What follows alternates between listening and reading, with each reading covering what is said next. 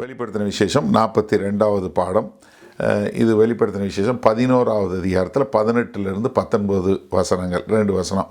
Revelation 11 18 and 19. அதாவது இது என்னென்னா, இப்போ 7வது எக்காலம் தொனிக்கும்போது போன வாரம் நம்ம பார்க்கும்போது 15லேருந்து 17 வரை பரலோக தரிசனம் என்று சொல்லக்கூடிய ஒரு காரியத்தை பார்த்தோம். இந்த வாரத்தில் பூலோகத்தில் நடக்கக்கூடிய காரியம். அப்போ earthly view on the 7th trumpet என்று சொல்லக்கூடியதான்.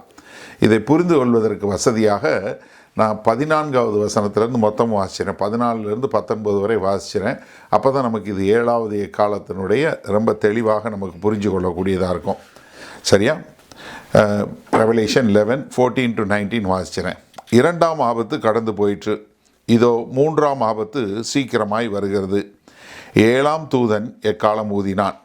அப்பொழுது உலகத்தின் ராஜ்யங்கள் நம்முடைய கர்த்தருக்கும் அவருடைய கிறிஸ்துவுக்கும் உரிய ராஜ்யங்கள் ஆயின. அவர் சதா காலங்களிலும் ராஜ்யபாரம் பண்ணுவார் என்னும் கெம்பீர சத்தங்கள் வானத்தில் உண்டாயின. அப்பொழுது தேவனுக்கு முன்பாக தங்கள் சிங்காசனங்கள் மேல் உட்கார்ந்திருந்த 24 மூப்பர்களும் முகங்குப்புற விழுந்து, இருக்கிறவரும் இருந்தவரும் வருகிறவருமாகிய சர்வ வல்லமையுள்ள கர்த்தராகிய தேவனே, உம்மை ஸ்தோத்தரிக்கிறோம். தேவரீர் உமது மகா வல்லமையை கொண்டு ராஜ்யபாரம் பண்ணுகிறீர். ஜாதிகள் கோபித்தார்கள், அப்பொழுது உம்முடைய கோபம் உண்டது. மரித்தோர் நியாய தீர்ப்படைகிறதற்கும் தீர்க்கதரிசிகளாகிய உம்முடைய ஊழியக்காரருக்கும் பரிசுத்தவான்களுக்கும் உமது நாமத்தின் மேல் பக்தியாய் இருந்த சிறியோர் பெரியோருக்கும் பலனளிக்கிறதற்கும் பூமியை கெடுத்தவர்களை கெடுக்கிறதற்கும் காலம் வந்தது என்று சொல்லி தேவனை தொழுது கொண்டார்கள்.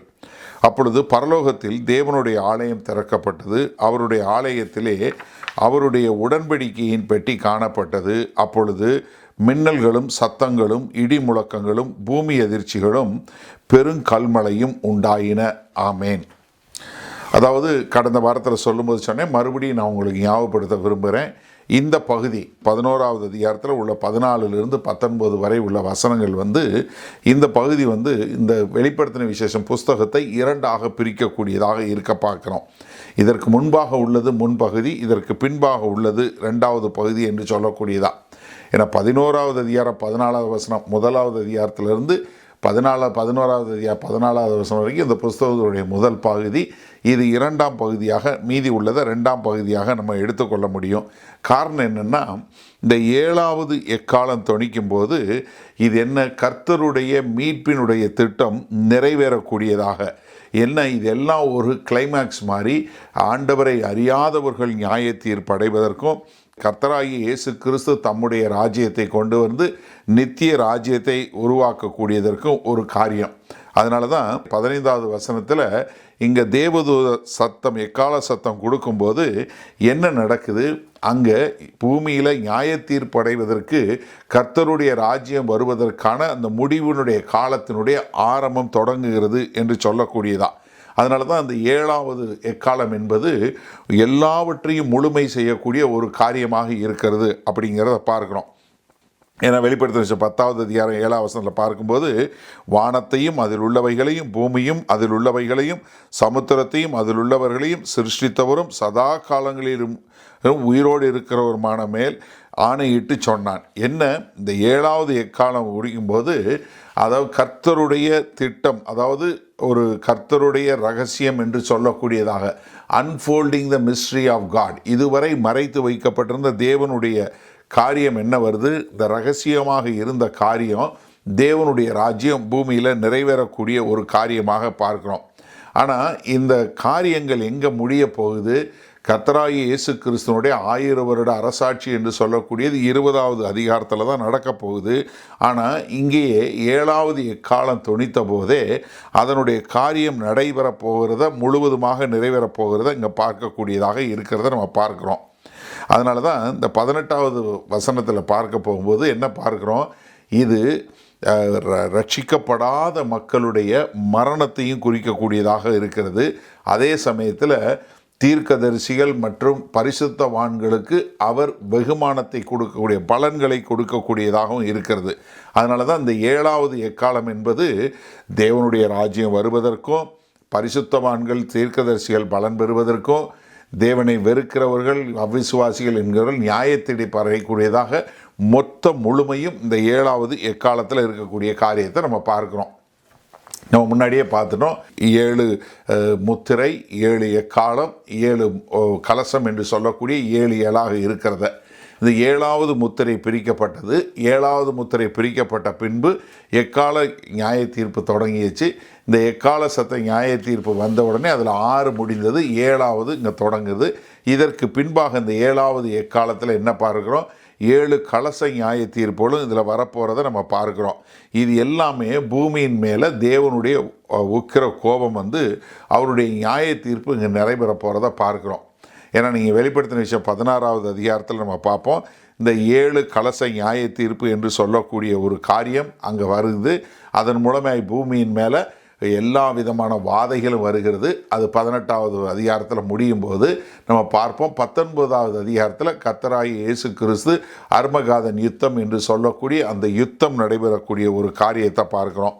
அதனால தான் இங்கே 15வது வசனத்தில் சொல்லும்போது கர்த்தர் எப்படி ஏக சக்கராதிபதியாக இருக்கிறார், அவரை எப்படி ஆராதிக்க வேண்டும், அவரை எப்படி நம்ம அவர் தான் எல்லாவற்றிற்கு மேலாக நித்திய ராஜாவாக இருந்து ஆளுகை செய்ய போகிறார், அதனால் அவரை மகிமைப்படுத்தக்கூடியதாக வாருங்கள் என்று ஒரு அழைப்பு கொடுக்கக்கூடிய ஒரு காரியத்தை பார்த்தோம். 15வது வசனத்தில் பாருங்க, 7ஆம் தூதன் எக்காலம் ஊதினான். அப்பொழுது உலகத்தின் ராஜ்யங்கள் நம்முடைய கர்த்தருக்கும் அவருடைய கிறிஸ்துவுக்கும் உரிய ராஜ்யங்களாயின. அவர் சதா காலங்களிலும் ராஜ்யபாரம் பண்ணுவார் என்னும் கெம்பீர சத்தங்கள் வானத்தில் உண்டாயின. அப்போ என்ன, இது எல்லாத்தையும் இங்கே தொடங்கக்கூடிய ஒரு காரியமாக இருக்குது.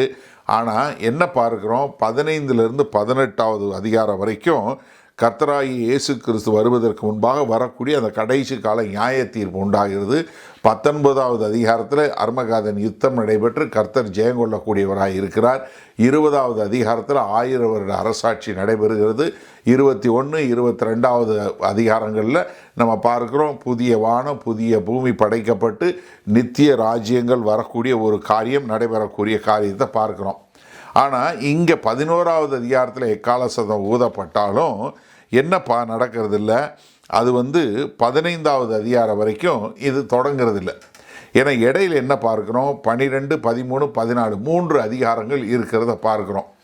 எதற்காக இந்த 3 அதிகாரங்கள் இடையில் இருக்கப்பட்டிருக்கு? ஏன்னா அது எக்காலம் தொடங்கி முடிகிற வரைக்கும் இதில் இருக்க போகுது. ஆனால் இடையில் என்ன இருக்குது, இந்த 3 அதிகாரங்கள். இந்த 3 அதிகாரங்கள் என்ன காட்டுதுன்னா, அந்தி கிறிஸ்து யார், சாத்தானால் ஏவப்பட்ட அந்தி கிறிஸ்துவனுடைய கண்ணோட்டத்தில் அவனுடைய காரியங்கள் எப்படி நடைபெற போகுது, அவன் என்ன செய்ய போகிறான் அப்படின்னு சொல்லக்கூடியதா. அப்போ கடைசி 3 வருஷ காலத்தில் இந்த அந்தி கிறிஸ்து என்ன செய்ய போகிறான், அவன் என்ன பண்ண போகிறாங்கிறத இந்த 12வது அதிகாரத்திலிருந்து 15வது அதிகாரம் வரைக்கும் கொடுக்கப்பட்டிருக்கு. இந்த 15வது அதிகாரம் 11வது வசனத்தில் நம்ம சேரும்போது தான் இங்கே இந்த 15வது வசனம் பார்த்தீங்க இல்லையா, தேவதூதன் எக்கால சத்தம் ஊதினான்னு, இவங்க ஊதின சத்தம் எங்கே சேரும், 15வது அதிகாரம் 11வது வசனத்தில் தான் சேரும். அப்போ இந்த 12வது அதிகாரம் 1வது வசனத்திலேருந்து 15வது அதிகாரம் 11வது வசனம் வரைக்கும் நமக்கு அந்தி கிறிஸ்துவனுடைய காரியங்களை சொல்லப்படுது. ஒரு நிமிஷம் தயவு செய்து நன்றாக புரிஞ்சு விடுங்க. ஏன்னா இது இந்த ஒரு மேலான கண்ணோட்டம் உங்களுக்கு தெரிஞ்சால் ரொம்ப ஈஸியாக இருக்கும். அதனால் நான் மறுபடியும் சொல்கிறேன், நல்ல கவனமாக கேட்டுங்க. அதாவது 6 எக்கால சத்தம் ஊதப்பட்டது 11வது அதிகாரம் வரைக்கும், அது முதல் பகுதி. 7வது எக்காலம் இங்கே 11வது அதிகாரம் 15வது வசனத்தை 14வது வசனத்திலேருந்து ஊதப்ப ஆரம்பிக்குது. ஆனால் இது எங்கே முடிவடையுது, 18வது அதிகாரத்தில் தான் முடிவடையுது. 19வது அதிகாரத்தில் அர்மகாதன் யுத்தம் நடைபெறுகிறது. 20வது அதிகாரத்தில் 1000 வருட அரசாட்சி நிறுவப்படுகிறது. 21, 22 நித்திய ராஜ்யம் அமைக்கப்படுகிறது. ஆனால் இந்த இன்பிட்வீன் நம்ம நடக்கக்கூடிய ஒரு காரியம் என்ன, இங்கே அந்தி கிறிஸ்துவனுடைய கோணத்திலிருந்து பார்க்குறோம். ஆனால் இங்கே 15வது வசனம் வாசிக்கும்போது என்ன, இது எல்லாம் என்ன, தேவனுடைய ராஜ்யங்களாக மாறின, கிறிஸ்துவனுடைய ராஜ்யங்களாக மாறின என்று சொல்லக்கூடிய ஒரு காரியம் சொல்லப்பட்டது. நான் கடந்த வாரத்தில் சொல்லிக் கொடுத்தேன். எப்படி கிரேக்க மொழியில் சொல்லும்போது அது ஏற்கனவே நடந்து முடிந்தது போல, நடக்காமல் இருந்தால் கூட அது நடந்து முடிந்தது போல அவர்கள் முன்னாடியே, ஏன்னா அது உறுதியாக நிச்சயமாக கண்டிப்பாக நடைபெற்றே தீரும் என்பதனால அங்கே சொல்லப்படுகிற மொழியில் அது நடந்தேறது போல சொல்லக்கூடிய ஒரு காரியம். ஏன்னா நமக்கு சங்கீதம், 2வது சங்கீதம் நம்ம எல்லாருக்கும் தெரியும். எப்படி 2வது சங்கீதம் கர்த்தராகிய இயேசு கிறிஸ்துவை குறித்து தீர்க்க தரிசனமாய் சொல்லப்பட்ட சங்கீதம். ஏன்னா இங்கே 1000 வருட அரசாட்சியிலையும் சரி, இதற்கு பின்பாகவும் என்ன பார்ப்போம், அங்கே பாவிகள் இருப்பாங்க, அவங்க கர்த்தருக்கு எதிராக வருவாங்க, அவர் இருப்பு கோளால் ஆட்சி செய்வார் என்று சொல்லக்கூடிய ஒரு காரியம். ஏன்னா அந்த 2வது சங்கீதத்தை நம்ம எங்கெல்லாம் பார்ப்போம்னா 12வது அதிகாரத்தில் பார்ப்போம், 14வது அதிகாரத்தில் பார்ப்போம், 16ல் பார்ப்போம், 17ல் பார்ப்போம், 19ல் பார்ப்போம். ஏன்னா இது முழுவதுமே அங்கே சொல்லக்கூடிய ஒரு காரியம். அதனால தான் அப்போஸ்தலனாகிய பவுல் 1 கொரிந்தியர் 15:24 சொல்லும்போது எப்படி கிறிஸ்துவுக்கு எல்லா ராஜ்யங்கள் மேலும் அவர் பண்ணுறாரு, அதையெல்லாம் தன்னுடைய ராஜ்யமாக மாற்றி என்ன பண்ணுறாரு, அதை பிதாவாகிய தேவனுக்கு கொடுக்குறாரு. அந்த பிதாவாகிய தேவன் எல்லாத்தையும், எல்லா எதிரிகளையும் அவருக்கு பாதப்படி ஆக்கி போட்டு எல்லாவற்றின் மேலும் கிறிஸ்து ஜெயங்கொள்ளக்கூடியவரா. ஏன்னா இது எல்லா காரியம் என்ன, கிறிஸ்துவுக்கென்று கிறிஸ்துவின் மூலமாய் எல்லாமே ஆளினால் எல்லாமே அவருக்கு கீழே வரப்போகிறது என்று சொல்லக்கூடியதாக. அதனால தான் இங்கே சொல்லும்போது பாவம் மற்றும் அந்தி கிறிஸ்து மற்றும் சாத்தான் இவங்க எல்லாமே முடிவற்று கிறிஸ்து தன்னுடைய ராஜ்யத்தை நிறுவ போகிறாரு.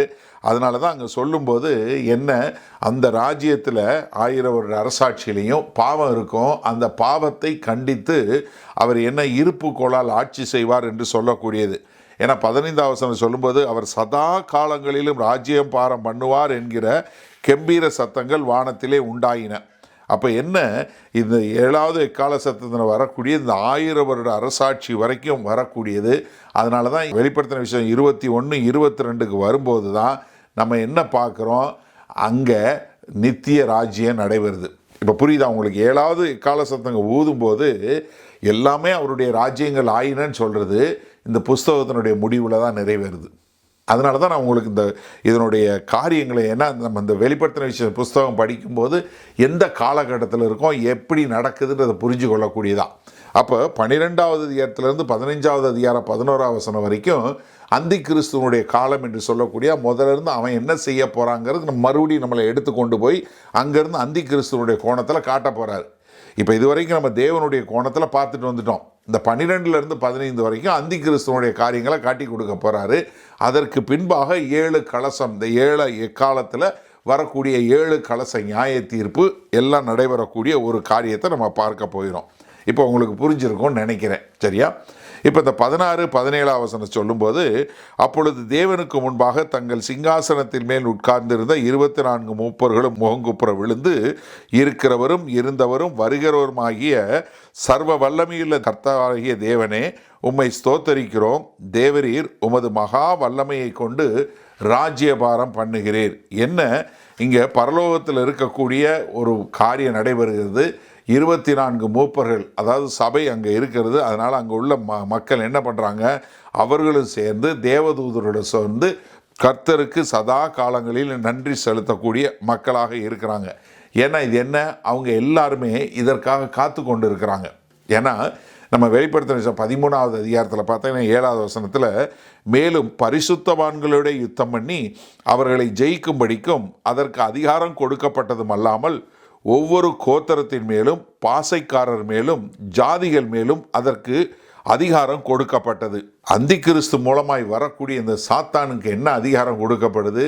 எல்லா கோத்திரம், எல்லா பாசைக்காரர், எல்லா விதமான மக்களுக்கு மேலாக, நான் கடந்த வாரத்தில் சொல்லும்போது சொல்லி கொடுத்தேன், எல்லா கிறிஸ்டியன் நேஷன் என்று சொல்லக்கூடியதா, கிறிஸ்தவ நாடு என்று கிடையாது, எல்லாமே சாத்தானுடைய இன்ஃப்ளூயன்ஸ் மூலமாக நடக்குது என்று சொல்லக்கூடியதா. அப்போ இது என்னென்னா, எந்த தேசமாக இருந்தாலும் எந்த ராஜ்யமாக இருந்தாலும் அது எல்லாம் அவனுடைய கட்டுப்பாட்டுக்குள்ளே இருக்குது. அதை பூரா என்ன கர்த்தர் என்ன பண்ண போகிறாரு, அதை பூரா முடித்து அவங்கள எல்லாரையும் தம்முடைய ராஜ்யமாக மாற்றிக்கொள்ள போகிறார். அதுதான் பரலோகத்திலிருந்து அவங்க பார்க்கக்கூடிய ஒரு காரியம். இப்போது பூலோகத்திலிருந்து பார்க்கக்கூடியது. அப்போ என்ன, 15லேருந்து 17வது வசனம் வரைக்கும் பரலோகத்திலிருந்து பார்க்கக்கூடியது. 17, 18, 19 எங்கே பார்க்குறோம், பூலோகத்திலிருந்து ஏர்த்லி வியூ என்று சொல்லக்கூடியதாக 18வது வசனம். அதுதான் இன்றைக்கி நம்ம படிக்க போகிற பாடம். என்ன, ஜாதிகள் கோபித்தார்கள். 18வது வசனம் தொடங்கும்போது என்ன இருக்குது, ஜாதிகள் கோபித்தார்கள். அதாவது தேசங்கள், ஜாதிகள்னால் நம்ம மாதிரி ஜாதி கிடையாது, சரியா? ஏன்னா நீங்கள் உடனே வந்து கிறிஸ்தவ பைபிளில் ஜாதி இருக்குனே அப்படின்னு சொல்லிடாதீங்க. அங்கே ஜாதிகள்னு மொழிபெயர்க்கப்பட்டது என்னன்னா தேசங்கள், சரியா? ஏன்னா ஒரு சிலர் இதையும் சொல்லுவாங்க, ஜாதி நாங்கள் அதனால தான் ஜாதி பேர் வச்சுருக்கோன்னு. கிடையாது.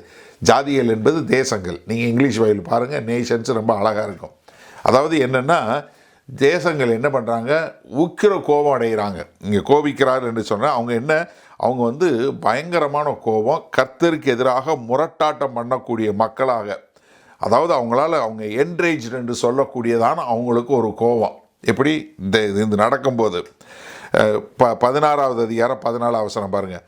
அவைகள் அற்புதங்களை செய்கிற பிசாசுகளின் ஆவிகள், அவைகள் பூலோகெங்கும் உள்ள ராஜாக்களை சர்வ வல்லமையுள்ள தேவனுடைய மகாநாளில் நடக்கும் யுத்தத்திற்கு கூட்டி சேர்க்கும்படிக்கு புறப்பட்டு போகிறது. பார்த்தீங்களா? அதாவது கர்த்தருக்கு எதிராக கோபம் இல்லை, அவர்கள் தேவனுக்கு எதிராக போராடுவதற்கு சாத்தான் என்ன பண்ணுறான், தேசங்களை கூட்டி கொண்டு வரக்கூடிய ஒரு காரியம். அதில் 16வது அதிகாரத்தில் 16 வசனம் பாருங்கள். அப்பொழுது எபிரேய பாஷையிலே அர்மகாதன் எண்ணப்பட்ட இடத்திலே அவர்களை கூட்டி சேர்த்தான். எங்கே? அர்மகாதன் யுத்தம் என்று சொல்லக்கூடிய அங்கே கொண்டு வருது. 19 வசனம் பாருங்கள். அப்பொழுது மகாநகரம் 3 பங்காக பிரிக்கப்பட்டது, புறஜாதிகளுடைய பட்டணங்கள் விழுந்தன. மகா பாபிலோனுக்கு தேவனுடைய உக்கிரமான கோபாக்கினை ஆகிய மதுவுள்ள பாத்திரத்தை கொடுக்கும்படிக்கு அது அவருக்கு முன்பாக நினைப்பூட்டப்பட்டது. என்ன? கர்த்தருக்கு எதிராக, கர்த்தராகிய இயேசு கிறிஸ்துடைய வருகைக்கு எதிராக அந்தி கிறிஸ்து செய்யக்கூடிய ஒரு காரியம். அது என்னன்னா, அதாவது கர்த்தரை விசுவாசியாத மக்கள், அவர்கள் தேவனுக்கு எதிராக போராடி தேவனை ஜெயிக்க வேண்டும் என்று சொல்லக்கூடிய அவங்களுடைய உச்சகட்ட நடக்கையாக அந்தி கிறிஸ்து மூலமாக சேர்த்து கொள்ளக்கூடிய ஒரு காரியம். இப்போ மாத்திரம் இல்லைங்க. அதாவது இந்த 7வது எக்காலம் ஒழிக்கும்போது நர்மகாதன் யுத்தம் வர்றது மாத்திரம் இல்லை, 1000 வருட அரசாட்சியில் சாத்தான் பிடிக்கப்பட்டிருப்பான். நம்ம கர்த்தராகிய இயேசு கிறிஸ்துவனுடைய 2ஆம் வருகையில் இதெல்லாம் நம்ம நல்லா சொல்லி கொடுத்துருக்கோம். அது பார்க்காதவங்களாக இருந்தால் அதை பார்த்துக்கோங்க. இப்போவும் இதில் நோட்ஸ் இருக்குது, தயவு செஞ்சு இந்த நோட்ஸை டவுன்லோட் பண்ணி நீங்கள் பாருங்கள். நீங்கள் வந்து நான் சொல்கிறேங்கிறக்கா நீங்கள் விசுவாசிக்காதீங்க. தயவுசெய்து உங்கள் பைபிளை படித்து நீங்கள் தெரிஞ்சு கொள்ளுங்கள். நான் வந்து உங்களுக்கு சொல்லிக் கொடுப்பது எப்படி இந்த பைபிளை வாசிக்கிறது, எங்கே எந்த கோணத்தில் வாசிக்கணும்னு நான் சொல்லிக் கொடுக்குறேன். ஆனால் உங்களுடைய விசுவாசம் எதில் இருக்கக்கூடாது, மனுஷனுடைய ஞானத்திலே மனுஷனுடைய பலத்திலே இருக்கக்கூடாது. எதில் இருக்கணும்? தேவனுடைய வார்த்தையில் இருக்கணும், சரியா? இந்த அந்தி கிறிஸ்து வந்து 1000 வருட அரசாட்சியில் அவன் கட்டி வைக்கப்பட்டு விடுதலை பண்ணப்பட்ட பிறகு அவன் என்ன செய்கிறான் பாருங்களேன். 8வது அன்பா, பூமியின் 4 திசைகளில் உள்ள ஜாதிகளாகிய கோகையும் மாகோக்கையும் மோசம் போக்கும்படிக்கும் அவர்களை யுத்தத்திற்கு கூட்டிக் கொள்ளும்படிக்கும் புறப்படுவான். அவர்களுடைய தொகை கடற்கரை மணலத்தனையாய் இருக்கும். எப்படி? விடுதலை பண்ண பிறகு எல்லா தேசங்களையும் கூட்டி சேர்த்து எப்படியா கடல் மணல் போல எல்லாரையும் கூட்டி சேர்க்கக்கூடிய. அப்போ என்ன, அவிசுவாசத்தில் இருக்கிறவங்க தேவன் பேரில் எவ்வளவு கோபமாக இருக்கிறாங்க பாருங்கள். கர்த்தர் பேரில் கோபமாக இருக்கக்கூடிய காரியம். அவர்கள் பூமி எங்கும் பரம்பி பரிசுத்தவான்களுடைய பாலத்தையும் பிரியமான நகரத்தையும் வளைந்து கொண்டார்கள். என்ன? பரிசுத்தவான்களையும் எருசலேமே வளைந்து கொண்டார்கள். அப்பொழுது தேவனால் வானத்திலிருந்து அக்கினி இறங்கி அவர்களை பட்சித்து போட்டது. அப்போ என்ன, இங்கே மறுபடியும் கடைசி முறையாக தேவன்கிட்டருந்து வந்து அவர்கள் முழுவதுமாக அழிக்கப்படக்கூடிய ஒரு காரியம். அதனால தான் இங்கே 18ஆம் வசனம் ஆரம்பிக்கும் போது ஜாதிகள் கோபித்தார்கள் என்று சொல்லக்கூடியதாக. அப்போ என்னன்னா, இங்கே கர்த்தருடைய சத்தத்தை கேட்டு கர்த்தருக்கென்று விசுவாசித்து வர்றதை விட்டுட்டு இவர்கள் என்ன பண்ணுறாங்க, கர்த்தருக்கு எதிராக முரட்டாட்டம் பண்ணி அவங்க என்ன பண்ணுறதில்ல, கர்த்தரை ஏற்றுக்கொள்வது மாத்திரமில்லை, என்ன நடந்தாலும் சரி நாங்கள் அவருக்கு எதிராக போவோம், நாங்கள் அவருக்கு எதிராக போராடுவோம் என்று சொல்லக்கூடியதான். ஒரு சில நேரத்தில் நமக்கே தோணும், எப்படி நம்ம கடவுளுக்கு எதிராக போராட முடியும், எப்படி தேவனுக்கு எதிராக போராட முடியும். ஆனால் மனுஷனுடைய முரட்டுத்தன்மை, மனுஷனுடைய இருதயம் எவ்வளோ தூரம் கடினப்பட்டு போகுது பாருங்கள். ஏன்னா அவன் வந்து என்ன நினைக்கிறான், ஏன்னா அந்தி கிறிஸ்து வந்து அநேக அற்புதங்கள் அடையாளங்கள் செய்கிறதுனால அவன் கூட சேர்ந்து நம்ம கடவுளையே, ஒரு தேவனையே நம்ம மேற்கொள்ள முடியும் என்று சொல்லக்கூடியதா. அப்போ என்னென்னா, இவ்வளோ தூரம் போனவங்க என்ன, அவங்களால திரும்பி வரவே முடியாது. கர்த்தருடைய கிருபைக்கு ஒரு கால அளவு உண்டு. இது அங்கே முடிந்து போகக்கூடிய ஒரு காரியம். ஏன்னா அர்மகாதன் யுத்தத்தப்போ ரட்சிப்பு கிடையாது, அதற்கு முன்பாகத்தான். ஏன்னா இந்த ஏழாவது முத்திரை முடிந்து 7வது எக்காலம் ஒலிக்கும் போது அங்கே என்ன, கர்த்தர் அவங்களுக்கு இருக்கக்கூடிய மக்களெல்லாம் கூட்டி சேர்க்கிறாரு. ஆனால் அதற்கு பின்பாக என்ன நடக்க போகுது, ஒரு பெரிய நியாய தீர்ப்பு உண்டாக போகிறது. வெளிப்படுத்தின விஷயம் 19 பாருங்கள். பின்பு மிருகமும் பூமியின் ராஜாக்களும் அவர்களுடைய சேனைகளும் குதிரையின் மேல் ஏறி இருக்கிறவரோடும் அவருடைய சேனையோடும் யுத்தம் பண்ணும்படிக்கு கூடி வர கண்டேன். என்ன, எல்லாரும் சேர்ந்து தேவனுக்கு எதிராக யுத்தம் பண்ண, இயேசு கிறிஸ்துக்கு எதிராக யுத்தம் பண்ண வரக்கூடிய, ஆனால் அவங்க எல்லாம் என்ன, ஒன்றும் இல்லாமல் அழிந்து போகக்கூடிய ஒரு காரியத்தை பார்க்குறோம். ஒரு பக்கத்தில் நம்ம என்ன, பரலோகத்தில் என்ன பார்க்குறோம், பூமியுடைய ராஜ்யங்கள் எல்லாம் கிறிஸ்துவனுடைய ராஜ்யங்கள் ஆயின அப்படின்னு சொல்லி பரலோகத்தில் பாட்டு பாடி கர்த்தருடைய ஏக சக்கராதிபதி இவர்தான் எல்லாவற்றையும் ஆளக்கூடியவர், அவங்க எல்லாம் மகிழக்கூடிய காரியம். ஆனால் பூமியில் இருக்கிற ராஜாக்கள் என்ன பண்ணுறாங்க, கர்த்தருக்கு எதிராக போராடக்கூடியவங்களா வரக்கூடிய ஒரு காரியம். எவ்வளோ பெரிய ஒரு கான்ட்ராஸ்ட் பாருங்கள், பரலோகத்துக்கும் பூமிக்கும். சரியா? இங்கே கர்த்தருடைய நியாய தீர்ப்பு அவர்கள் மேலே வரப்போகுது. ஆனால் அவங்களுக்கு இப்போ மனம் திரும்புவதற்கான கால அவகாசம் இல்லை. ஏன்னா அவங்களுக்கு கொடுக்கப்பட்ட காலத்தை அவங்க விரயம் பண்ணிட்டாங்க. ஏன்னா கிருபையின் காலம் முடிஞ்சு போனதை நம்ம பார்க்குறோம். அவங்களுக்குன்னு ஆண்டவர் கொடுத்த ஒரு வாய்ப்பை அவர்கள் இழந்து போனதாக பார்க்குறோம். எப்படி பார்வோன் கர்த்தர் சொன்ன காரியத்தை கேட்டு ஒவ்வொரு முறையும் அவன் தன்னுடைய இருதயத்தை கடினப்படுத்தினா, கடைசியில் கர்த்தரே அவனுடைய இருதயத்தை கடினப்படுத்தி தன்னுடைய மகிமையை காட்டினது போல இங்கே மறுபடியும் பார்வோனை போல இவர்களும் தங்கள் இருதயத்தை கடினப்படுத்தக்கூடிய காரியம். அப்போ பூமியில் பார்க்கும்போது முதலாவது கோபிக்கிறாங்க. என்ன பார்க்குறோம், அங்கே ஒரு நியாய தீர்ப்பு நடைபெறுவதை பார்க்குறோம். Plan for judgement. என்ன நியாய தீர்ப்பு பாருங்கள். 18 வசனம். ஜாதிகள் கோபித்தார்கள், அப்பொழுது உம்முடைய கோபம் உண்டது. மரித்தோர் நியாய தீர்ப்படைகிறதற்கும் தீர்க்கதரிசிகளாகிய உம்முடைய ஊழியக்காரருக்கும் பரிசுத்தவான்களுக்கும் உமது நாமத்தின் மேல் பயபக்தியாய் இருந்த சிறியோர் பெரியோருக்கும் பலனளிக்கிறதற்கும் பூமியை கெடுத்தவர்களை கெடுக்கிறதற்கும் காலம் வந்தது என்று சொல்லி தேவனை தொழுது கொண்டார்கள். சொன்ன மாதிரி இப்போவும் அவங்க என்ன நடந்து முடிந்தது போல தான் எழுதியிருக்கிறாங்க. ஏன்னா இது எல்லாம் நடக்க போகுதுங்கிறத காட்டக்கூடியதாக. சரியா? இப்போ இந்த வசனத்தை கேட்கும்போது நமக்கு எந்த அளவுக்கு ஆச்சரியமாக இருக்குன்னு தெரில. ஆனால் இஸ்ரவேல் தேச மக்களுக்கு ஆச்சரியமாக இருக்க வாய்ப்பே கிடையாது. ஏன்னா பழைய ஏற்பாட்டு தீர்க்கதரிசிகள் மூலமாக கர்த்தர் ஏற்கனவே நிறைய முறை சொல்லிட்டார். ஒரு சில வசனங்கள் காட்டுகிறேன் பாருங்கள். ஏசாயா 24வது அதிகாரம், ஐசாயா 24 17 வசனத்திலிருந்து பாருங்கள். தேசத்து குடிகளே, திகிலும் படுகுழியும் கண்ணியும் உங்களுக்கு நேரிடும். அப்பொழுது திகிலின் சத்தத்திற்கு விலகி ஓடுகிறவன் படுகுழியில் விழுவான், படுகுழியிலிருந்து ஏறுகிறவன் கண்ணியில் அகப்படுவான். உயர இருக்கும் மதகுகள் திறவுண்டு பூமியின் அஸ்திவாரங்கள் குலுங்கும். தேசம் நொறுங்கவே நொறுங்கும், தேசம் முறியவே முடியும், தேசம் அசையவே அசையும். வெறித்தவனைப் போல தேசம் தள்ளாடி ஒரு குடிலை போல பெயர்த்து போடப்படும். அதன் பாதகம் அதன் மேல் பாரமாய் இருக்கையில் அது விழுந்து போகும், இனி எழுந்திராது. அக்காலத்தில் கர்த்தர் உன்னதமான சேனையை உன்னதத்திலும் பூமியின் ராஜாக்களையும் பூமியிலே விசாரிப்பார்.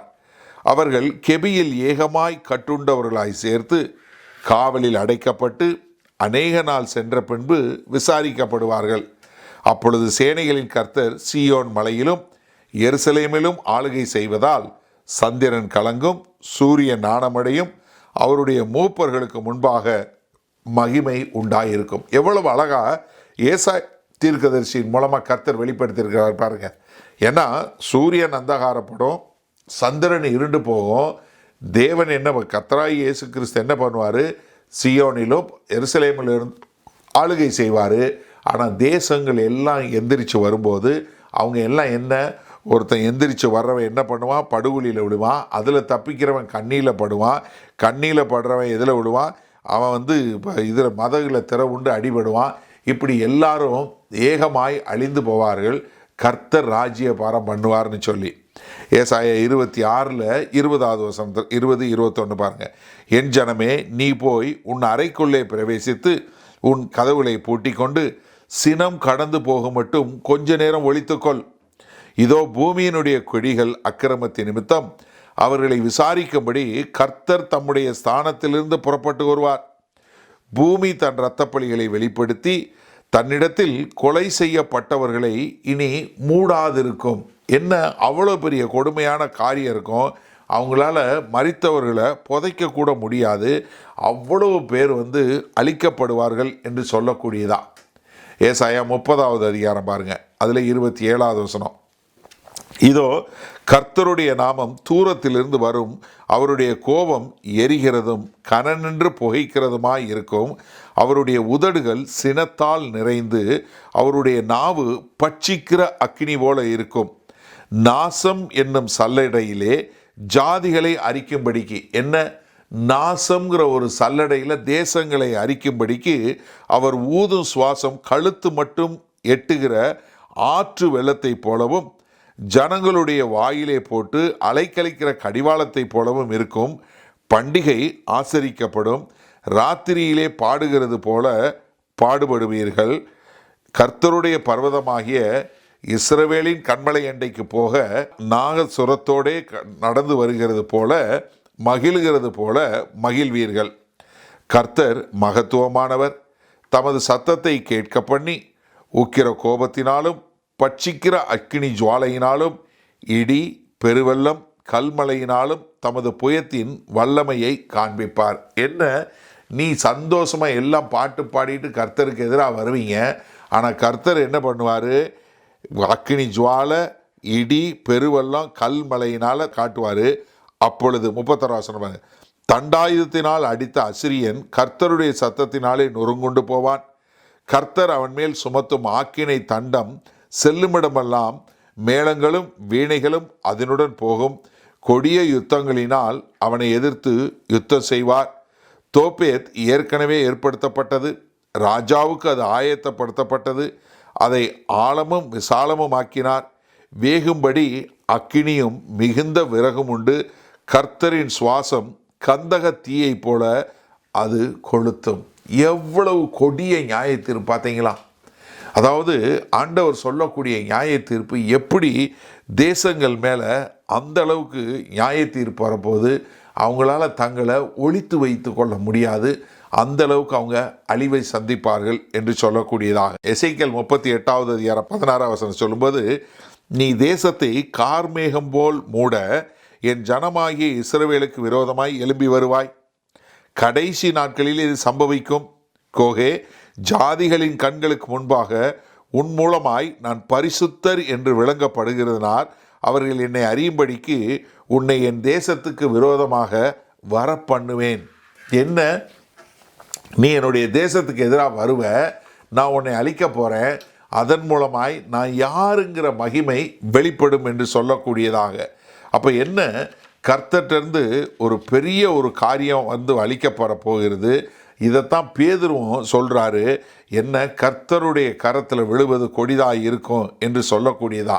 ஏன்னா பேதுரு 2 பேதுரு 3வது அதிகாரம் 2, 3வது அதிகாரங்களில் எப்படி இந்த கடைசி நாட்கள் இருக்கும் என்று சொல்லக்கூடியதாக. அடுத்து 19வது வசனம் பாருங்கள், அதே எசேக்கியேல் 38. அந்நாளிலே இஸ்ரவேல் தேசத்திலே பெரிய அதிர்ச்சி உண்டாகி என் பிரசன்னத்தினால் சமுத்திரத்து மச்சங்களும் ஆகாயத்து பறவைகளும் வெளியின் மிருகங்களும் தரையில் ஊறுகிற சகல பிராணிகளும் தேசமெங்கும் உள்ள சகல தனர் ஜீவன்களும் அதிரும். பர்வதங்கள் இடியும், செங்குத்தானவைகள் விழும், எல்லா மதில்களும் தரையில் விழுந்து போம் என்று என் எரிச்சலினாலும் என் சினத்தின் அக்கினியினாலும் நிச்சயமாய் சொல்கிறேன். எல்லா ஜீவராசி பூரா அழிஞ்சு போகும், எல்லா கட்டடமும் இடிஞ்சு போகும். அடுத்து பாருங்க 26, என் எல்லா மலைகளிலும் பட்டயத்தை அவனுக்கு விரோதமாக வரவழைப்பேன் என்று கர்த்தராகிய ஆண்டவர் சொல்லுகிறார். அவனவன் பட்டயம் அவனவன் சகோதரருக்கு விரோதமாய் இருக்கும். எப்படி? அவனவன் பட்டயம் அவனுடைய சகோதரனுக்கு விரோதமாய் இருக்கும். கொள்ளை நோயினாலும் இரத்தம் சிந்துதலினாலும் நான் அவனோட வழக்காடி அவன் மேலும் அவன் இராணுவங்களின் மேலும் அவனோடு இருக்கும் திரளான ஜனங்களின் மேலும் வெள்ளமாய் அடிக்கும் மழையையும் பெருங்கல் மலையையும் அக்கினியையும் கந்தகத்தையும் வருஷிக்க பண்ணுவேன். இவ்விதமாய் நான் அநேக ஜாதிகளின் கண்களுக்கு முன்பாக என் மகத்துவத்தையும் என் பரிசுத்தத்தையும் விளங்க பண்ணி அறியப்படுவேன். அப்பொழுது நான் கர்த்தர் என்று அறிந்து கொள்வார்கள். நீங்கள் பார்த்தீங்கன்னா இது பூரா ஏற்கனவே சொல்லப்பட்டிருக்கு. செப்பானியா தன் புஸ்தகத்தில் இதை சொல்கிறாரு. வெளிப்படுத்தின விஷயம் 11வது அதிகாரத்தை சொன்னது போல் பெரிய அழிவு கொண்டு வரக்கூடிய ஒரு காரியம். அதனால தான் சங்கீதத்தில் சொல்லும்போது சங்கீதம் 3வது சங்கீதத்தில் 7வது 8வது வசனம் பாருங்கள். கர்த்தாவே எழுந்தருளும், என் தேவனே என்னை ரட்சியும், நீர் என் பகைஞர் எல்லாரையும் தாடையில் அடித்து துன்மார்க்கருடைய பற்களை தகர்த்து போட்டீர். ரட்சிப்பு கர்த்தருடையது, தேவரீருடைய ஆசீர்வாதம் உம்முடைய ஜனத்தின் மேல் இருப்பதாக. என்ன ஆண்டவரே, நீங்கள் எழும்பி இப்படிப்பட்ட ஒரு ரட்சிப்பை கொடுங்க என்று சொல்லக்கூடியதா. அதே மாதிரி சங்கீதம் 7:6 வசனம் பாருங்கள். கர்த்தாவே, நீர் உம்முடைய கோபத்தில் எழுந்திருந்து என் சத்துருக்களுடைய மூர்க்கங்களின் நிமித்தமும் உம்மை உயர்த்தி எனக்காக விழித்து கொள்ளும் நியாய தீர்ப்பை நியமித்திருக்கிறீரே. என்னுடைய எதிரிகளுக்கு, இஸ்ரவேலினுடைய எதிரிகளுக்கு நியாய தீர்ப்பை நியமித்திருக்கிறீரே என்று சொல்லக்கூடியதாக. அப்போ என்ன, தேசங்கள் மேலே ஒரு பெரிய அழிவு வருங்கிறது தான் இங்கே சொல்கிறாரு. அதனால் 18வது வசனம் சொல்லும்போது என்ன சொல்கிறாரு? அப்பொழுது உம்முடைய கோபம் உண்டது. எப்படி கர்த்தருடைய கோபம் உண்டது? ஏசாயா 24வது அதிகாரத்தில் பார்த்தோம், ஏசாயா 26 பார்த்தோம், எசேக்கியேல் 38 பார்த்தோம், சங்கீதத்தில் பார்க்குறோம். எல்லாம் தீர்க்கதரிசிகள் மூலமாய் கர்த்தர் ஏற்கனவே சொன்ன காரியங்களை மிக தெளிவாக இங்கே உண்டாகுது. மரித்தோர் நியாய தீர்ப்படைகிறதற்கும் தீர்க்கதரிசிகளாக நம்முடைய ஊழியக்காரரும் பரிசுத்தவான்களும் உமது நாமத்தின் மேல் பயபக்தியாக இருந்த சிறியோர் பெரியோருக்கும் பலனளிக்கிறதற்கும் பூமியை கெடுத்தவர்களை கெடுக்கிறதற்கும் காலம் வந்தது என்று சொல்லி தேவனை தொழுது கொண்டார்கள். அப்போ என்னென்னா இங்கே சொல்லும்போது இந்த காலம் வந்தது. எப்படி? தேவன் இதை கொடுப்பதற்கான காலம் வந்தது. என்ன? ரட்சிப்பையும் நியாய தீர்ப்பையும் கொடுப்பதற்கு ஒரு காலம் வந்தது. இந்த காலம் என்று சொல்லும்போது வழக்கமாக ஒரு கால அளவை குறிப்பிடும்போது கொரோனா என்று சொல்லக்கூடிய CHORONO கொரோனா என்று சொல்லக்கூடிய கிரானாலஜி, அதில் இருந்தால் நம்ம கிரானாலஜிங்கிறது வருது. அந்த கிரேக்க மொழி தான் உபயோகப்படுத்தப்படும் பதம். ஆனால் இங்கே உபயோகப்படுத்துகிற பதம் என்னென்னா கைரோஸ். கைரோஸ் என்பதுன்னா கர்த்தருடைய காலம், ஒரு குறிப்பிட்ட கால அளவு, அது கர்த்தர்கிட்டருந்து வரக்கூடிய கால அளவு, ஒரு நேரம் என்று சொல்லக்கூடியதாக. அப்போ அதனால தான் என்ன சொல்கிறாரு? மரித்தோர் நியாய தீர்ப்பு அடைகிறதற்கும். அப்போ என்னென்னா இங்கே மரித்தவர்கள் எல்லாம் நியாய தீர்ப்பு அடைவாங்க. கர்த்தராய் இயேசு கிறிஸ்து சொல்லி கொடுத்தார் இல்லையா? மத்தேயு சுவிசேஷம் சொல்லி கொடுத்தாரு. என்ன? அந்த நாளில் தனக்கு வலது பக்கமாக ஆடையும் என்ன செம்மறி ஆட்டையும் வெள்ளாட்டையும் பிரிக்கக்கூடியதாக. அப்போ என்ன, அவர் பிரித்து தமக்கு உண்டானதை எடுத்துக்கொள்ளக்கூடியதாக. அதனால தான் இங்கே தானியேல் 12வது அதிகாரத்தில் சொல்லும்போதும் என்ன, கர்த்தர் மருத்துவங்களை உயிரோடு கொண்டு வரும்போது பரிசுத்தவான்கள் தனியாக, அக்கிரமக்காரர்கள் தனியாக பிரிக்கக்கூடியதாக. அப்போ என்ன, தேவனுடைய ராஜ்யத்தில் வரும்போது அங்கே பரிசுத்தவான்கள் என்று சொல்லக்கூடிய சபையில் உள்ளவங்க அவர்கள் கர்த்தரிட சேர்ந்து கொள்வாங்க. பழைய ஏற்பாட்டு பரிசுத்தவான்கள் சேர்ந்து கொள்வாங்க. அது மாத்திரமல்ல, இந்த உபத்திரவ காலத்தில் ரட்சிக்கப்படுறவங்களும் அவர்களும் சேர்ந்து கொள்ளக்கூடியதாக இருக்கும். அதனால தான் இங்கே தானியேல் 12வது அதிகாரம் மிக ஒரு முக்கியமாக இதை சொல்லக்கூடியதா. அப்போ என்ன, இவங்க எல்லாரும் நம்மளும் சேர்ந்து நம்ம எல்லாம் என்ன பண்ணுவோம்? தேவனுடைய ராஜ்யத்தை சுதந்திரித்து கொள்வோம். அதனால தான் அங்கே சொல்லும்போது எப்படி அவருடைய ஆடு அவனுடைய தேவனுடைய ராஜ்யத்தை சுதந்திரிக்குன்னு சொல்லக்கூடியதாக. ஏன்னா வெளிப்படுத்தின விசேஷம் 19வது அதிகாரத்தில் பார்க்குறோம். என்ன, ஆட்டுக்குட்டியானவருடைய திருமணத்திற்கு அழைக்கப்பட்ட நம்ம கிறிஸ்துவனுடைய திருமணத்திற்கு அழைக்கப்பட்ட சபையும் சபையாகிய மணவாட்டியும் அங்கே போய் சேர்ந்து நம்ம எல்லாம் என்ன செய்ய போகிறோம்? அங்கே ஒரு பிரதானமான ஒரு விருந்து, அதை நம்ம கொண்டாடக்கூடிய ஒரு காரியமாக. ஏன்னா கர்த்தராய் இயேசு கிறிஸ்து தன்னுடைய ராஜ்யத்தை நிறுவி அங்கே இருக்கும்போது நம்ம எல்லாம் என்ன பண்ண போகிறோம்? அங்கே போய் இருக்க போகிறோம். அப்போ இது எல்லாம் என்ன செய்து கர்த்தருடைய மீட்பின் திட்டத்தை நிறைவேற்றக்கூடியதாக இருக்கக்கூடிய ஒரு காரியம். அதனால தான் மரித்தோர் நியாய தீர்ப்படைவதற்கும் ஆண்டவர் கர்த்தராய் இயேசு கிறிஸ்து சொல்லி கொடுத்தாரு. யோவான் 5வது அதிகாரத்தில் சொல்லும்போது என்ன சொன்னார்? 25வது வசனத்திலேருந்து பாருங்கள். மரித்தோர் தேவகுமாரனுடைய சத்தத்தை கேட்கும் காலம் வரும், அது இப்பொழுதே வந்திருக்கிறது, அதை கேட்கிறவர்கள் பிழைப்பார்கள் என்று மெய்யாகவே உங்களுக்கு சொல்லுகிறேன். என்ன, மரித்தவங்க என்னுடைய சத்தத்தை கேட்பாங்க. ஏனெனில் 26 பிதானவர் தம்மில் தாமே ஜீவனுடையவராய் இருக்கிறது போல குமாரனும் தம்மில் தாமே ஜீவனுடைய இருக்கும்படி அருள் செய்திருக்கிறார். அவர் மனுஷகுமாரனாய் இருக்கிறபடியால் நியாய தீர்ப்பு செய்யும்படிக்கு அதிகாரத்தை அவர் கொடுத்திருக்கிறார். இதை குறித்து நீங்கள் ஆச்சரியப்பட வேண்டாம். ஏனென்றால் பிரேத குழிகளுள்ள அனைவரும் அவருடைய சத்தத்தை கேட்கும் காலம் வரும். யாரு? மரித்தவங்க எல்லாம், பிரேத குழியில் இருக்கிற எல்லாரும் அவருடைய சத்தத்தை கேட்கும் காலம் வரும். அப்பொழுது 29வது வசனம் பாருங்க, நன்மை செய்தவர்கள் ஜீவனை அடையும்படி எழுந்திருக்கிறவர்களாகவும் தீமை செய்தவர்கள் ஆக்கினையை அடையும்படி எழுந்திருக்கலாகவும் புறப்படுவார்கள். அப்போ என்ன ஆண்டவர் சொன்னார்? மரித்தோர் சத்தத்தை கேட்க காலம் வரும். அது என்ன? 2 பேரை பிரிக்கக்கூடிய ஒரு காலகட்டமாக இருக்கும். அதை தான் இங்கே பார்க்குறோம். அப்போ என்ன? இங்கே கர்த்தருடைய நியாய தீர்ப்பினுடைய திட்டம் நிறைவேறக்கூடிய காரியத்தை பார்க்குறோம். மரித்தோர் நியாயம் தீர்க்கப்படுறாங்க. அது மாத்திரமல்ல, கர்த்தராகிய இயேசு கிறிஸ்துவில் விசுவாசமாய் மரித்தவர்கள் அவங்க என்ன பண்ணுவாங்க? மகிமையில் தேவனுடைய ராஜ்யத்தில் கிறிஸ்துவோட கூட இருக்கக்கூடியதாக. சரியா? அந்த 18வது வசனம் பின்பகுதி பாருங்கள். அதிலே தீர்க்கதரிசிகளாகி உம்முடைய ஊழியக்காரரும் பரிசுத்தவான்களுக்கும் உமது நாமத்தின் மேல் பயபக்தியாக இருந்த சிறியோர் பெரியோருக்கும் பலன் அளிக்கிறதற்கும், ரிவார்டு கொடுக்கறதுக்கு, பலன் அளிக்கிறதற்கு என்ன? கர்த்தராகிய இயேசு கிறிஸ்து வரும்போது அவர் யாரெல்லாம் நீதியான வாழ்க்கை வாழ்ந்தார்களோ அவர்களுக்கு ஒரு பலனை கொடுக்க போகிறார். ஏன்னா அவர் தீர்க்கதரிசிகள் மற்றும் பரிசுத்தவான்கள் எல்லாருக்கும் அவர் கொடுக்கக்கூடியது. அதில் தீர்க்கதரிசிகளை மட்டும் தனியாக எடுத்து சொல்லக்கூடிய ஒரு காரியத்தை நம்ம பார்க்குறோம். ஆனால் என்னென்னா, வேதவசனம் முழுவதும் பரிசுத்தவான்கள் என்று அழைக்கக்கூடிய நீங்களும் நானும். எப்படி? யார் பரிசுத்தவான்? நீங்களும் நானும் பரிசுத்தவான். அதான் வேதவசனம் சொல்லுது. கர்த்தராகிய இயேசு கிறிஸ்துவை ஏற்றுக்கொண்டு வாழுகிற நம்மளை தான் பரிசுத்தவான். நமக்கு எல்லாருக்கும் என்ன கொடுக்க போகிறார்? பலனை கொடுக்க போகிறார்.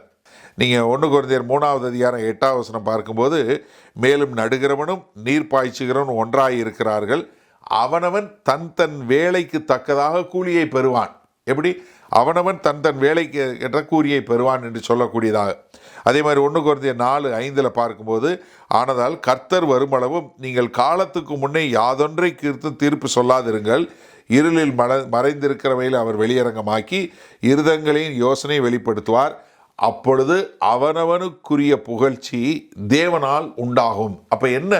ஒவ்வொருத்தருக்கும் ஒரு பலன் உண்டாகும் என்று சொல்லக்கூடியதாக. கடைசியாக வெளிப்படுத்தின விசேஷம் 22:12 சொல்லும்போது, இதோ சீக்கிரமாய் வருகிறேன், அவனவனுடைய கிரியைகளின்படி அவனவனுக்கு நான் அளிக்கும் பலன் என்னோட கூட வருகிறது. அப்போ இந்த ரிவார்டு என்ன? என்ன பலன் என்பது என்ன? என்ன? நம்ம அவருடைய ராஜ்யத்தை நம்ம சுதந்திரித்து கொள்வோம், நம்மளும் அவருடைய ராஜ்யத்தில் இருப்போம். இதுதான். ஏன்னா மத்தேயு 25வது அதிகாரம் 21 40 வரைக்கும், மார்க்கு 10வது அதிகாரம் 29 31 சொல்லும்போதும் எப்படி நம்ம 1000 வருட அரசாட்சியில் இருப்போம் என்று சொல்லக்கூடியதாக. அது மாத்திரமல்ல, நமக்கு என்ன கிரீடம் கொடுக்கப்படும் அப்படின்னு சொல்லக்கூடிய ஒரு காரியம். அது என்ன கிரீடம்? ஜீவ கிரீடம், நீதியின் கிரீடம், மகிமையின் கிரீடம் என்று சொல்லக்கூடிய அநேக கிரீடங்கள் யாருக்கு? பரிசுத்தவான்களுக்கு பலனாக கொடுக்கக்கூடியதாக. ஆனால் இங்கே சொல்லும்போது என்ன 2 குரூப்பாக பிரிக்கிறார். என்ன? பரிசுத்தவான்கள், தீர்க்கதரிசிகள் என்று சொல்லக்கூடியது. என்ன பாருங்கள் 18வது வசனம், தீர்க்கதரிசிகளாகிய உம்முடைய ஊழியக்காரருக்கும் பரிசுத்தவான்களுக்கும். அப்போ என்னென்னா, இது பழைய ஏற்பாடு ஆளுங்களா புதிய ஏற்பாட்டு ஆளுங்களா அப்படின்னு சொல்லக்கூடிய ஒரு காரியம். ஆனால் என்னென்னா, எல்லா தீர்க்கதரிசிகளுக்கும். ஏன்னா இங்கே நீங்கள் பார்த்தீங்கன்னா 2 சாட்சிகள் என்று சொல்லக்கூடிய ஒரு காரியத்தை பார்க்குறோம். அந்த 2 சாட்சிகள் எப்படி அவங்க இது பண்ணி பிரசங்கம் பண்ணி 3 கொலை செய்யப்படுறாங்க, 3 நாள் இருக்கிறாங்க, அதற்கு பின்பாக எப்படி உயிரோடு வர்றாங்க அப்படின்னு சொல்லக்கூடியது. ஆனால் உம்முடைய ஊழியக்காரர் மற்றும் தீர்க்கதரிசிகள் என்று சொல்வது பழைய ஏற்பாட்டில் அடிக்க ஒரு முறை இது 2ஐயும் சேர்த்து சொல்லக்கூடிய ஒரு காரியத்தை பார்ப்போம். தானியேல் 9வது அதிகாரம் 6வது வசனம், அதே 9வது அதிகாரம் 10வது வசனம், 2 ராஜாக்கள் 9:17, 9:21, 9:24 இப்படியெல்லாம் சொல்லக்கூடிய காரியம் என்னென்னா, கர்த்தருடைய இது சொல்லும்போது எப்பொழுதுமே அவர் இது அவருடைய ராஜ்யத்துக்கென்று வேலை பார்க்கக்கூடிய மக்கள், அது பழைய ஏற்பாடாக இருந்தாலும் சரி புதிய ஏற்பாடாக இருந்தாலும் அவங்க எல்லாருமே என்ன பண்ண போகிறாங்க கடைசி வரைக்கும். அப்போ மோசேல தொடங்கி கடைசியாக வெளிப்படுத்தின விஷயம் 11வது அதிகாரம் 2 சாட்சிகள் வந்தாங்க இல்லையா, அது வரைக்கும் கர்த்தருடைய ராஜ்யத்துக்கென்று வேலை பார்த்தவங்களுக்கு எல்லாருக்கும் ராஜ்யத்தை சுதந்திரிக்கக்கூடிய பலனை கர்த்தர் கொடுக்க போகிறார். அதனால தான் மத்தேயு 10வது அதிகாரத்தில் சொல்லும்போது சொன்னார் இல்லையா, ஒரு தீர்க்கதரிசியை நீங்கள் தீர்க்கதரிசின்னு ஏற்றுக்கொண்டீங்கன்னா அதுக்கான பலன், ஒரு நீதிமான் ஏற்றுக்கொண்டீங்கன்னா அதற்கான பலன் என்று சொல்லக்கூடியதாக. அப்போ என்னென்னா, கடைசியில் பரிசுத்தவான்கள் எல்லாருக்கும், ரட்சிக்கப்பட்ட எல்லாருக்கும் ஒரு பலன் என்று சொல்லக்கூடிய காரியம், அவங்க என்ன, தேவனுடைய ராஜ்யத்தில் முழு மகிமையோடு அது வரைக்கும் எதிர்பார்த்து கொண்டிருந்ததில் இருக்க போவாங்க. அது மாத்திரமல்ல, இதுவரைக்கும் தீர்க்கதரிசிகள் எல்லாரும் பிரசங்கம் பண்ண அந்த நித்திய ராஜ்யம் என்று சொல்லக்கூடிய அந்த நித்திய ராஜ்யத்தில் நம்ம எல்லாரும் போய் அங்கே தேவனுடைய சுதந்திரத்தை சுதந்திரித்து கொள்ளக்கூடிய மக்களாய் நம்ம எல்லாமே அங்கே இருக்கக்கூடிய ஒரு காரியம். அது மாத்திரமல்ல, 18ஆம் வசனம் இன்னொரு சொல்லும் என்ன சொல்கிறாரு, உமது நாமத்தின் மேல் பயபக்தியாக இருந்த சிறியோர் பெரியோருக்கும். எப்படி? அதாவது இங்கே பரிசுத்தவான்கள் இல்லை பயபக்தியாக இருந்தவங்க அப்படின்னு சொல்லக்கூடிய காரியம் பழைய ஏற்பாட்டிலையும் உண்டு, புதிய ஏற்பாட்டிலையும் உண்டு. அது மாத்திரமல்ல, இங்கே கர்த்தராகிய இயேசு கிறிஸ்து வரும்போது பூமியில் இருக்கக்கூடிய பரிசுத்தவான்கள் எல்லாரும் அவங்க என்ன பண்ணுவாங்க, அங்கே போயிடுவாங்க, ராஜ்யத்துக்குள்ளே போயிடுவாங்க. மரித்தவர்கள் மறுபடியும் உயிர் பெற்று அவங்களும் ராஜ்யத்துக்குள்ளே போய் சேருவாங்க. அப்போ என்ன, எல்லாருமே தேவனுடைய ராஜ்யத்தில் போகக்கூடியது. அதனால தான் இங்கே புதிய ஏற்பாட்டில் பார்க்கும்போது இங்கே வெளிப்படுத்தின விசேஷத்தில் பரிசுத்தவான்கள் என்று சொல்லுகிற பதம் அடிக்கொரு முறை உபயோகப்படுத்தக்கூடியது. அப்போ என்ன, பழைய ஏற்பாட்டிலையும் பரிசுத்தவான்கள் உண்டு, புதிய ஏற்பாட்டிலையும் பரிசுத்தவான்கள் உண்டு, உபத்திரவ காலத்தில் ரட்சிக்கப்படக்கூடிய பரிசுத்தவான்கள் உண்டு. அதனால தான் அவங்க சொல்லும்போது என்னாரு, இவங்க எல்லாருமே யார், தேவனுடைய நாமத்திற்கு பயந்தவர்களாய் இருக்கக்கூடிய ஒரு மக்கள். அதனால தான் லூக்கா 1வது அதிகாரம் 9வது வசனம் 50வது வசனமாக இருக்கட்டும், வெளிப்படுத்தின 19:5 இருக்கட்டும், அது எப்போவுமே கிறிஸ்தவர்களை குறிக்கக்கூடியதாக இருக்கிறது பரிசுத்தவான்கள் என்று. பழைய ஏற்பாட்டு ஆளுங்களை சொல்லும்போது யோசுவா 24:14, 1 சாமுவேல் 12:24 எப்படி அவர்கள் பரிசுத்தவான்கள் என்று சொல்லக்கூடியதாக. ஆனால் இங்கே சொல்லும்போது எப்படி சிறியோருக்கும் பெரியோர்களுக்கும் என்று சொல்லக்கூடியதா. அப்போ என்னென்னா, எல்லாரும், நீங்கள் ஒரு அடிமையாக இருந்தாலும் சரி, ராஜாவாக இருந்தாலும் சரி, யாரெல்லாம் தேவனுடைய ராஜ்யத்தில் இருக்கிறாங்கோ அவங்க எல்லாருக்கும் அவர் கொடுக்கக்கூடிய ஒரு வெகுமானம் என்று சொல்லக்கூடியதாக. அப்போ என்னென்னா, நீங்கள் நல்லா தெரிஞ்சுக்கொள்ளுங்க, 1000 வருட அரசாட்சியில் அந்த பலன் வித்தியாசமாக இருக்கும். ஆனால் நித்திய ராஜ்யத்தில் நம்ம எல்லாருக்குமே சமமாக தான் இருக்கும். அப்போ என்னென்னா, இங்கே சபை ராப்சர் என்று சொல்லக்கூடிய எடுத்துக்கொள்ளப்படுகிறது. அது மாத்திரமல்ல, அவங்க என்ன, மற்றவர்கள் சேர்ற வரைக்கும் நமக்கு முழுமையான ஒரு காரியம் வராது. ஆனால் என்ன, ராஜ்யத்தில் சொல்லப்பட்ட அந்த மகிமை என்பது நித்திய ராஜ்யத்தில் நம்ம எல்லாருக்கும் நடைபெறும், நம்ம எல்லாருக்கும் கிடைக்கும். அதைத்தான் இங்கே சொல்லும்போது இங்கே சொல்கிறாரு. அப்போ என்ன, இந்த 7வது எக்காலம் ஊதும்போது அங்கே என்ன பார்க்குறோம், அங்கே மரித்தவர்களுக்கு ஒரு நியாய தீர்ப்பு, உயிரோடு இருந்த மற்றும் பரிசுத்தவான்கள் எல்லோருக்கும் என்ன மகிமை, அது சிறியவர்களாக இருந்தாலும் பெரியவங்களாக இருந்தாலும் அவங்களுக்குரிய பலனை கொடுக்க போகிறார். இது ஒன்று. அடுத்து இன்னொரு பகுதி பாருங்கள், அதே 18ஆம் வசனம் பின்பகுதி பாருங்கள். பூமியை கெடுத்தவர்களை கெடுக்கிறதற்கும் காலம் வந்தது என்று சொல்லி தேவனை தொழுது கொண்டார்கள். என்ன, இந்த அநீதியான அவ்விசுவாசியான மக்கள் என்ன பண்ணுவாங்க, அவர்கள் எழும்பி அவர்கள் பாதாளத்திற்கு அனுப்பப்பட்டு அங்கே அழிக்கப்படுவார்கள். ஏன்னா இந்த பூமியை கெடுத்தவர்கள் என்று சொன்ன உடனே நீங்கள் என்ன நினச்சிடக்கூடாது, இந்த என்விரான்மெண்டல் மக்கள் இருக்காங்க பாருங்கள், இது green energy, save the earth, அவங்களில் உடனே சிலர் அப்படி நினச்சக்கூடாது, பூமியை நான் கெடுக்கலைனே, நான் பூரா ரீசைக்கிளபிள் தான் யூஸ் பண்ணேன், நான் அதுதான், அது இல்லை.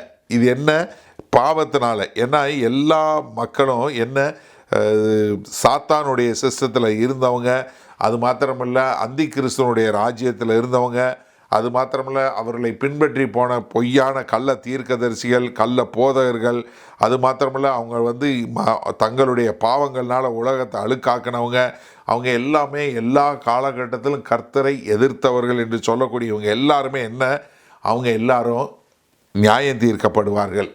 ஏன்னா கர்த்தர் ஆதியாகமம் 1வது அதிகாரம் 28ஆம் வசனம் சொல்லும்போது என்ன சொன்னார், பூமியை பழுகி பெருகி பூமியை நிரப்பி அதை கீழ்ப்படுத்தி நீங்கள் எல்லாத்தையும் ஆண்டு கொள்ளுங்கள், பூமியை ஆண்டு கொள்ளுங்கள் என்று சொன்னார். ஆனால் இங்கே என்ன பார்க்குறோம், ஆனால் மனுஷன் பாவத்தில் விழுந்து அதற்கு அடிமையாக மாறக்கூடிய காரியம். அதனால தான் மொத்தத்தையும் ஆண்டவர் அக்கினியினால் அழித்து மறுபடியும் புதிய வானம் புதிய பூமியை கொண்டு வர போகிறாரு. அது மாத்திரமல்ல, ரெண்டாவதாக இன்னொரு காரியம் என்னென்னா, நாம் தேவனோடு எப்படி ஐக்கியத்தில் இருக்க போகிறோம். அதனுடைய ஒரு வாக்குத்தத்தம், ப்ராமிஸ் ஆஃப் கம்யூனியன். 19வது வசனம், அப்பொழுது பரலோகத்தில் தேவனுடைய ஆலயம் திறக்கப்பட்டது, அவருடைய ஆலயத்திலே அவருடைய உடன்படிக்கை பெட்டி காணப்பட்டது. அப்பொழுது மின்னல்களும் சத்தங்களும் இடி முழக்கங்களும் பூமி எதிர்ச்சியும் பெருங்கல் மழையும் உண்டாயின. என்ன இது? என்ன ஒரு கடினமான இருந்தாலும் ஆனாலும் ஒரு இமேஜ், ஆனால் ரொம்ப ஈஸியாக புரிஞ்சு கொள்ளக்கூடியதாக. இங்கே என்ன சொல்கிறாரு? பரலோகம் திறக்கப்பட்டது. அங்கே என்ன பார்க்குறேன்? அங்கே என்ன ஒரு உடன்படிக்கை பெட்டியை பார்க்குறேன். உடன்படிக்கை பெட்டி எங்கே இருக்கும்? த ஹோலி ஆஃப் ஹோலிஸ் என்று சொல்லக்கூடிய மகா பரிசுத்த ஸ்தலத்தில் இருக்கும். அந்த மகா பரிசுத்த ஸ்தலம் எதை காட்டக்கூடியது? தேவனுடைய பிரசன்னத்தை காட்டக்கூடியது. நம்ம பார்த்தோம், வெளிப்படுத்தின விஷயம் 4வது அதிகாரம் 5வது அதிகாரத்திலே எங்கே அங்கே தேவனுடைய சிங்காசனத்தை பார்த்தோம். அங்கே என்ன பார்க்குறோம்? சபை இருக்கிறத பார்க்குறோம். 4வது அதிகாரத்தில் பார்க்குறோம், சபை இருக்கிறது. 5வது அதிகாரத்தில் பார்க்குறோம், சபை இருக்கிறது. அது மாத்திரமில்லை, அங்கே யார் இருக்கா? தேவதூதர்கள் இருக்கிறாங்க. அது மாத்திரம் இல்லை, யார் இருக்கா? 24 மூப்பர்கள் இருக்கிறாங்க. அது மாத்திரமில்லை, அங்கே யார் இருக்கா? கர்த்தர், தேவனாகிய கர்த்தர் சிங்காசனத்தில் இருக்கிறார், கிறிஸ்து சிங்காசனத்தில் இருக்கிறாரு. அவங்க எல்லாம் அங்கே இருக்கிறாங்க. இப்போ அங்கே உடன்படிக்கை பெட்டி என்று சொல்லும்போது அந்த உடன்படிக்கை பெட்டி எதை காட்டுது? அவருடைய பிரசன்னத்தை காட்டுது. இப்போ பரலோகத்தில் வானம் திறக்கப்பட்டது என்று சொல்லக்கூடிய காரியம். ஆனால் இங்கே பார்த்தீங்கன்னா நிறைய இடங்களில் திறக்கப்படக்கூடிய காரியத்தை பார்க்குறோம். வெளிப்படுத்தின விசேஷத்தில் 4வது அதிகாரம் 1வது வசனத்தில் என்ன பார்த்தோம்? பரலோகம் திறக்கப்பட்டது. 6வது அதிகாரத்தில் பார்த்தோம், முத்திரைகள் திறக்கப்பட்டது. 9வது அதிகாரத்தில் என்ன பார்த்தோம்? அபிசிஸ் என்று சொல்லக்கூடிய பாதாளம் திறக்கப்பட்டது. 200 மில்லியன் பிசாசுகள் வெளியே வந்ததை பார்த்தோம். 11வது அதிகாரத்தில் பார்த்தோம், தேவனுடைய ஆலயம் இங்கே பார்க்குறோம், தேவனுடைய ஆலயம் திறக்கப்பட்டது. 15வது அதிகாரத்தில் பார்க்குறோம், என்ன அங்கே உள்ள சாட்சி புஸ்தகம் திறக்கப்படுதை பார்க்குறோம். 19வது அதிகாரத்தில் பார்க்குறோம், பரலோகம் திறக்கப்படுகிறது. 20வது அதிகாரத்தில் பார்க்குறோம், நியாய தீர்ப்புடைய புஸ்தகங்கள் திறக்கப்படுகிறது. ஆனால் இங்கே என்னென்னா, இங்கே கர்த்தருடைய சிங்காசனம் மட்டும் பார்க்கல, அவர்கள் என்ன பார்க்குறாங்க? அந்த உடன்படிக்கை பெட்டியும் பார்க்குறாங்க. அந்த உடன்படிக்கை பெட்டி என்ன காட்டுது? பூமியில் இருக்கும்போது அங்கே போய் வருஷத்துக்கு ஒரு முறை போய் பிரதான ஆசாரியர் தங்களுடைய பாவங்களுக்காய் இரத்த பலியை செலுத்தி தேவனோடு பண்ணக்கூடியது. இது எதை காட்டுது? அங்கே எப்படி அந்த உடன்படிக்கை பெட்டியை செய்யணும் அப்படிங்கிற எல்லா டீட்டெயிலும் யாத்திராகமம் 15வது அதிகாரத்தில் கொடுத்துருக்கிறாரு. அது எதை காட்டுச்சு? கர்த்தருடைய பிரசன்னத்தை காட்டக்கூடியது, கர்த்தருடைய உடன்படிக்கையை காட்டக்கூடியது. அது மாத்திரமல்ல, என்ன நம்முடைய அட்டோன்மெண்ட் என்று சொல்லக்கூடிய நம்முடைய மீட்பு காட்டக்கூடிய ஒரு காரியம். அப்போ என்னென்னா, இது மோசையினுடைய ஆசரிப்பு கூடம் என்று சொல்ல இதில் பார்க்கும்போது நம்ம பார்த்தோம், என்ன இந்த உடன்படிக்கை பெட்டி என்பது கர்த்தரோடு இருக்கக்கூடிய ஒரு காரியத்தை பார்த்தோம், அங்கே பார்த்தோம். அதற்கு பின்பாக என்ன பண்ணார்? யோசுவா என்ன கொண்டு வந்தார்? வாக்குத்தத்தம் பண்ணப்பட்ட பூமிக்கு அந்த உடன்படிக்கையை கொண்டு வந்தார். தாவீது என்ன பண்ணார்? தன்னுடைய ராஜ்யத்தில் சாலமோன் மூலமாக ஒரு ஆலயம் கட்டி அங்கே கொண்டு வந்தது பார்த்தோம். ஆனால் இப்போ அதே உடன்படிக்கை பெட்டி இப்போ எங்கே இருக்குது? பரலோகத்தில் இருக்க பார்க்குறோம். இப்போயும் சிலர் அங்கங்கே வீடியோ போடுவாங்க, இந்த உடன்படிக்கை பெட்டியை கண்டுபிடிச்சிட்டாங்க அது இதுன்னு. ஆனால் உடன்படிக்கை பெட்டி பரலோகத்தில் இருக்குன்னு நம்ம பார்க்குறோம். இது ஒரு உண்மையான உடன்படிக்கை பெட்டியா இல்லை ஒரு காட்சியாக நமக்கு தெரியாது. ஆனால் இங்கே உடன்படிக்கை பெட்டி இருக்கிறத பார்க்குறோம். இது எல்லாம் என்ன காட்டுது? கர்த்தர் எப்படி தன்னுடைய உடன்படிக்கை பெட்டி மூலமாக அவங்களுக்கு, தன்னுடைய மக்களுக்கு சாட்சியாக வைத்திருக்கிறார் என்று சொல்லக்கூடியது. நம்ம பார்த்திங்கன்னா சகரியாஸ், எலிசபெத் பார்த்தோம் இல்லையா?